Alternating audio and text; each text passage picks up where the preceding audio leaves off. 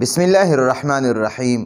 نن زموږ د طریقة العصریه د اول حصے الدرس السابع عشر یعنی اولسم درس کې دویم نمبر سبق پوایو او د کتاب د سرنا سبق نمبر 78 دی، 88 نمبر سبق دی. په نن درس کې موږ لا درې خبرې راکړي. یو یې طویل راکړی، طویل معنی د اوږد لمبا، او یو یې قصیر راکړی، دام د مذکر دپاره به استعمالو. قصیر معنی د ورکوټې لنډې، او یو یې راله متوسط راکړی، متوسط معنی درمیانه. نو دا درې الفاظ چې دي طویل، قصیر، متوسط، دا به مونږ د صفت په ترو باندې استعمالو. د ده به موصوف وي او دا به ورله صفت وي. دا طویل به هم صفت وي، قصیر به هم صفت وي، متوسط به هم صفت وي.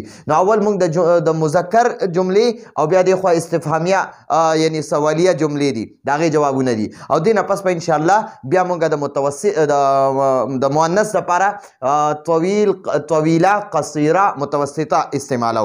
اوس فی الحال موږ د مذکر جملې زده کوو. جی هذا، دا هذا معنی ده دا چې نږدې را سره وي. دا قلم طویل، دا قلم موصوف دی او دا طویل صفت دی. د دې قلم صفت بیان شوی، د چا چې صفت بیان شوی هغه ته موصوف وي، او چې کم صفت وي، کم خبره چې د قلم باره کې شوی د دغه خبره صفت دی.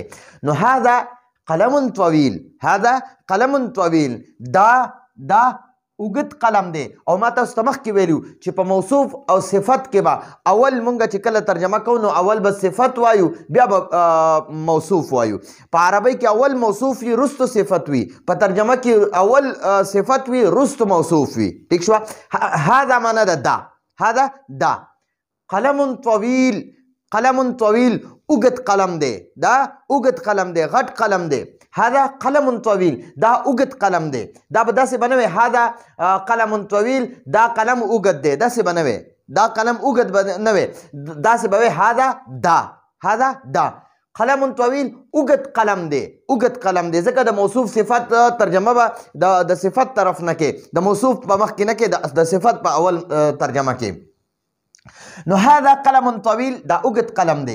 هذا قلم قصیر، هذا اسم اشاره ده، د دې معنی ده دا. قلم قصیر، قلم قصیر یعنی ورکوټی قلم، قلم قصیر ورکوټی قلم، قلم قصیر ورکوټی قلم. دا قلم موصوف او قصیر ولا صفت دی. نو ورکوټی قلم، هذا قلم قصیر، دا ورکوټی قلم دی، دا ورکوټی قلم دی. هذا متوسط، او دا هذا دا متوسط، متوسط عرب وی متوسط، دا متوسط درمیانه دی. هذا دا متوسط درمیانه دی، هذا دا متوسط درمیانه دی. ٹھیک شو؟ نو یو قلم، درې قلمان دي مونږ سره، درې قلمان دي. یو قلم یعنی دغه دی، یو قلم بالکل طویل دی، بیا ورپسې قصیر دی، او بیا به ورپسې واخلو یعنی بیا ورپسې قصیر دی، او اخره کې ورپسې متوسط دی. ٹھیک شوه؟ دا قلم قصیر کا، دا طویل کا، او دا ورپسې متوسط کا، او دا ورپسې قصیر کا. ٹھیک شوه؟ فرض که مونږ سره درې قلمان دي.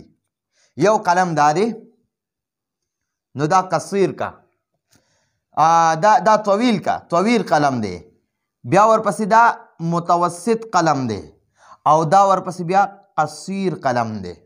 نو ګورئ دا چې کوم ډېر غټ دی دته طویل، قلم طویل وایي، طویل قلم طویل. او چې دا کوم درمیانه دی دته قلم متوسط وایي، متوسط، متوسط. او چې دا کوم ورکوټی دی دته قلم قصیر وایي، قلم قصیر. ٹھیک شو؟ نو دا درې قسمه قلم شو. خجی اوس به بیا ورپسې طریق لارې ته وایي، لارې ته. الفاظ و معنی کې مونږ دا زده کړي وو.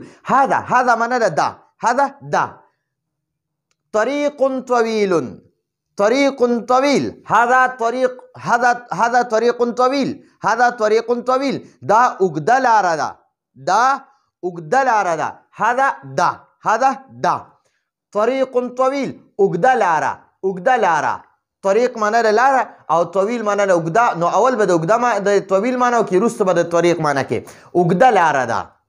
هذا دا طریق طویل اوږده لاره ده. هذا دا طریق طویل اوږده لاره ده.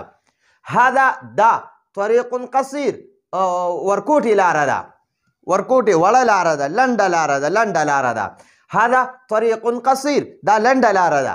دا لنډه لاره ده، وړه لاره ده، وړه لاره ده یا ورکوټې لاره ده یا لنډه لاره ده.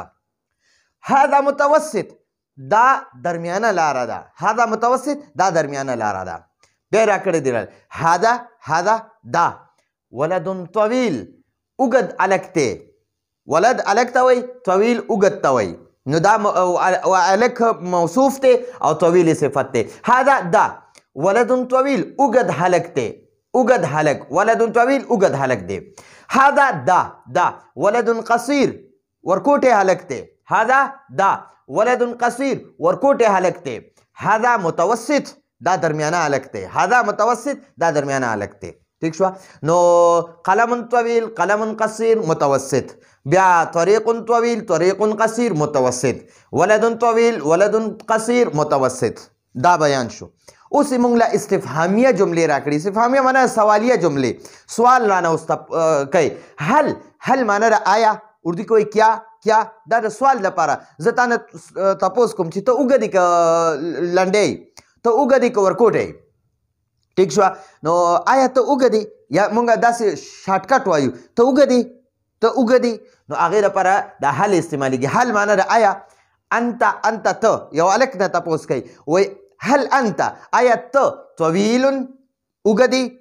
هل انت طویل آیا ته اوږدې؟ نو جواب ورکوي لا، نه، بلکې انا متوسط، زه درمیانه یم. انا معنا ده زه، متوسط درمیانه.